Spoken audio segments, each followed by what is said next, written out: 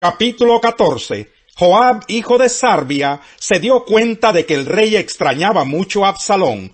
Por eso mandó traer a una mujer muy astuta, la cual vivía en Tecoa, y le dijo: quiero que te vistas de luto y que no te eches perfume, sino que finjas estar de duelo, como si llevaras mucho tiempo llorando la muerte de alguien. Luego Joab le ordenó presentarse ante el rey, explicándole antes lo que tenía que decirle. Cuando aquella mujer de Tecoa se presentó ante el rey, le hizo una reverencia y se postró rostro en tierra. «Ayúdeme, su majestad», exclamó. «¿Qué te pasa?», le preguntó el rey. «Soy una pobre viuda», respondió ella. «Mi esposo ha muerto. Esta servidora de su majestad tenía 2 hijos, los cuales se pusieron a pelear en el campo. Como no había nadie que los separara, uno de ellos le asestó un golpe al otro y lo mató. Pero ahora resulta que toda la familia se ha puesto en contra de esta servidora de su majestad.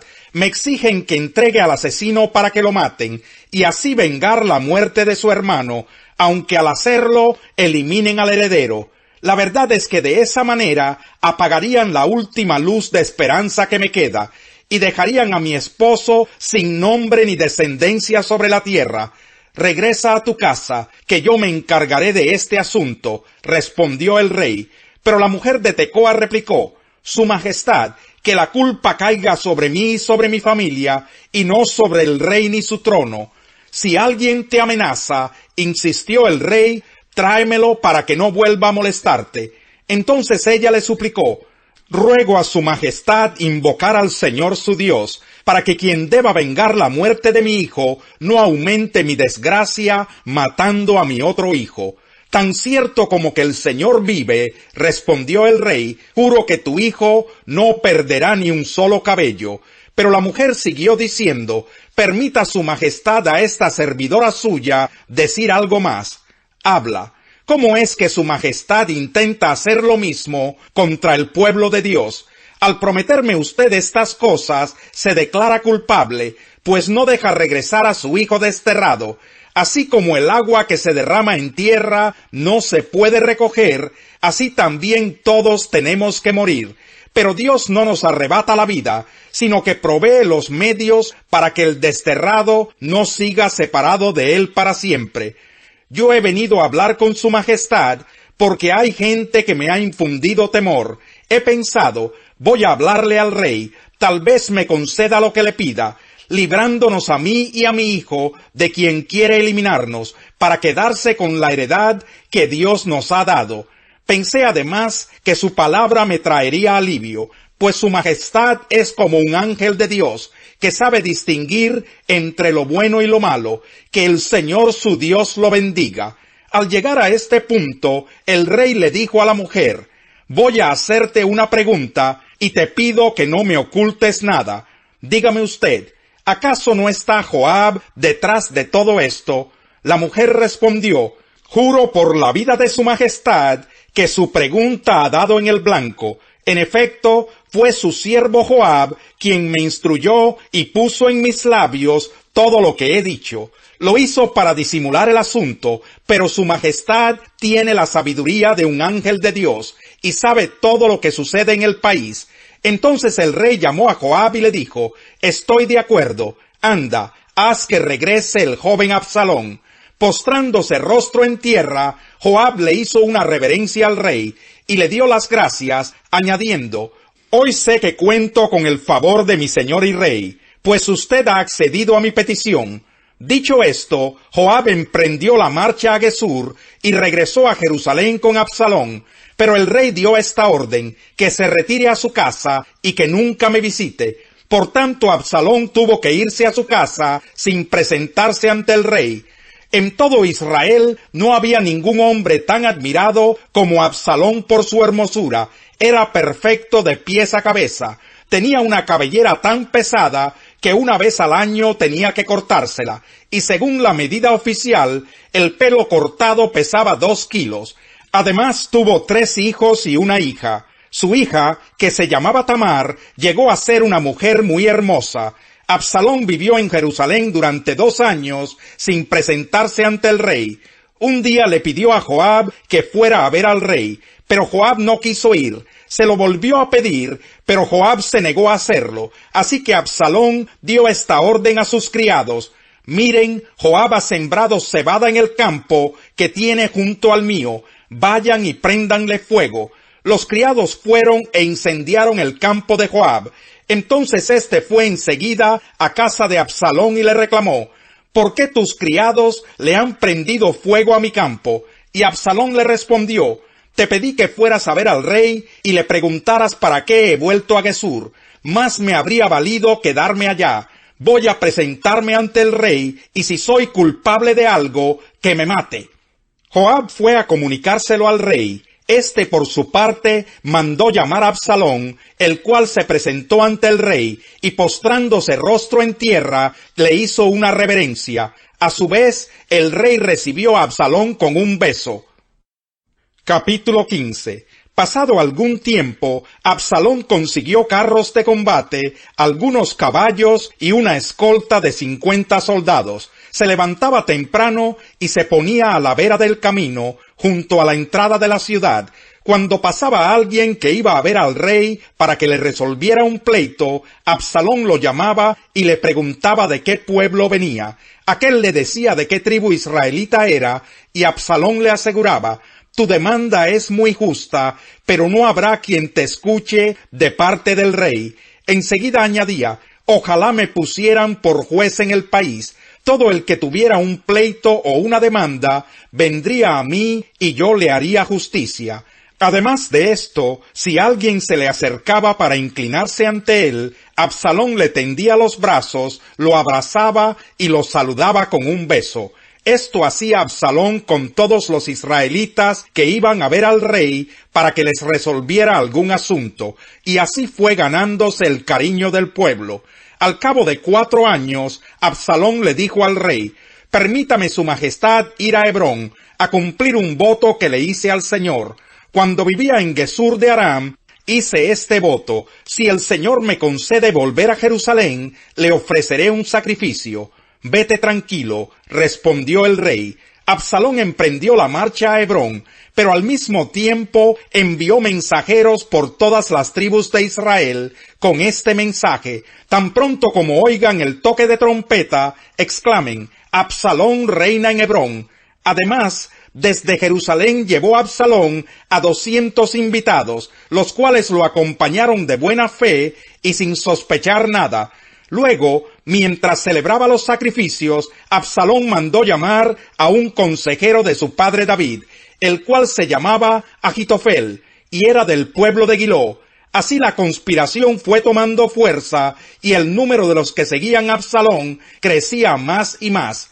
Un mensajero le llevó a David esta noticia: todos los israelitas se han puesto de parte de Absalón.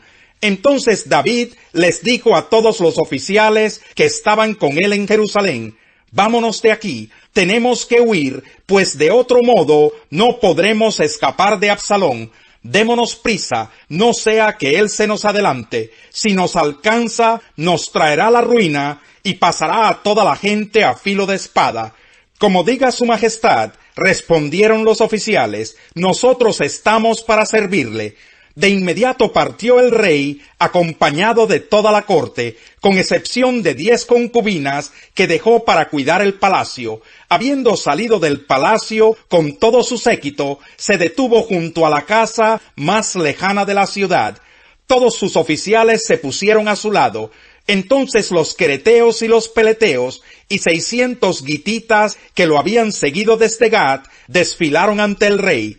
El rey se dirigió a Itai el gitita: ¿y tú por qué vienes con nosotros? Regresa y quédate con el rey Absalón, ya que eres extranjero y has sido desterrado de tu propio país. ¿Cómo voy a dejar que nos acompañes si acabas de llegar y ni yo mismo sé a dónde vamos? Regresa y llévate a tus paisanos, y que el amor y la fidelidad de Dios te acompañen. Capítulo 18. Cuando Jesús terminó de orar, salió con sus discípulos y cruzó el arroyo de Cedrón. Al otro lado había un huerto en el que entró con sus discípulos. También Judas, el que lo traicionaba, conocía aquel lugar. porque muchas veces Jesús se había reunido allí con sus discípulos.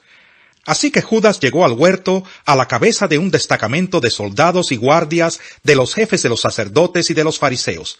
Llevaban antorchas, lámparas y armas. Jesús, que sabía todo lo que le iba a suceder, les salió al encuentro. —¿A quién buscan? —les preguntó. —A Jesús de Nazaret —contestaron—. Yo soy. Judas, el traidor, estaba con ellos. Cuando Jesús les dijo, yo soy, dieron un paso atrás y se desplomaron. —¿A quién buscan? —volvió a preguntarles Jesús.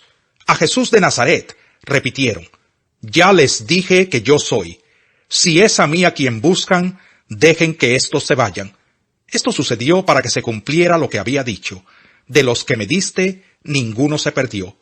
Simón Pedro, que tenía una espada, la desenfundó e hirió al siervo del sumo sacerdote, cortándole la oreja derecha. El siervo se llamaba Malco. —Vuelve esa espada a su funda —le ordenó Jesús a Pedro—. ¿Acaso no he de beber el trago amargo que el Padre me da a beber? Entonces los soldados, con su comandante y los guardias de los judíos, arrestaron a Jesús. Lo ataron y lo llevaron primeramente a Anás, que era suegro de Caifás, el sumo sacerdote de aquel año. Caifás era el que había aconsejado a los judíos que era preferible que muriera un solo hombre por el pueblo. Simón Pedro y otro discípulo seguían a Jesús. Y como el otro discípulo era conocido del sumo sacerdote, entró en el patio del sumo sacerdote con Jesús. Pedro, en cambio, tuvo que quedarse afuera junto a la puerta. El discípulo conocido del sumo sacerdote volvió entonces a salir, habló con la portera de turno y consiguió que Pedro entrara. —¿No eres tú también uno de los discípulos de ese hombre? —le preguntó la portera. —No lo soy —respondió Pedro. Los criados y los guardias estaban de pie alrededor de una fogata que habían hecho para calentarse, pues hacía frío. Pedro también estaba de pie con ellos calentándose. Mientras tanto, el sumo sacerdote interrogaba a Jesús acerca de sus discípulos y de sus enseñanzas. —Yo he hablado abiertamente al mundo —respondió Jesús—. Siempre he enseñado en las sinagogas o en el templo, donde se congregan todos los judíos. En secreto no he dicho nada. ¿Por qué me interrogas a mí? Interroga a los que me han oído hablar. Ellos deben saber lo que dije. Apenas dijo esto, uno de los guardias que estaba allí cerca le dio una bofetada y le dijo, ¿así contestas al sumo sacerdote? Si he dicho algo malo, replicó Jesús, demuéstramelo. Pero si lo que dije es correcto, ¿por qué me pegas? Entonces Anás lo envió todavía atado a Caifás, el sumo sacerdote. Cuánto amo yo tu ley, todo el día medito en ella. Tus mandamientos me hacen más sabio que mis enemigos, porque me pertenecen para siempre. Tengo más discernimiento que todos mis maestros, porque medito en tus estatutos. Tengo más entendimiento que los ancianos, porque obedezco tus preceptos. Aparto mis pies de toda mala senda, para cumplir con tu palabra. No me desvío de tus juicios, porque tú mismo me instruyes. Cuán dulces son a mi paladar tus palabras, son más dulces que la miel a mi boca. De tus preceptos adquiero entendimiento, por eso aborrezco toda senda de mentira. Tu palabra es una lámpara a mis pies, es una luz en mi sendero. Hice un juramento y lo he confirmado, que acataré tus rectos juicios. Señor, es mucho lo que he sufrido, dame vida conforme a tu palabra. Señor, acepta la ofrenda que brota de mis labios, enséñame tus juicios. Mi vida pende de un hilo, pero no me olvido de tu ley. Los impíos me han tendido una trampa, pero no me aparto de tus preceptos. Tus estatutos son mi herencia permanente, son el regocijo de mi corazón. Inclino mi corazón a cumplir tus decretos para siempre y hasta el fin. Más vale tener poco con justicia que ganar mucho con injusticia. El corazón del hombre traza su rumbo, pero sus pasos los dirige el Señor.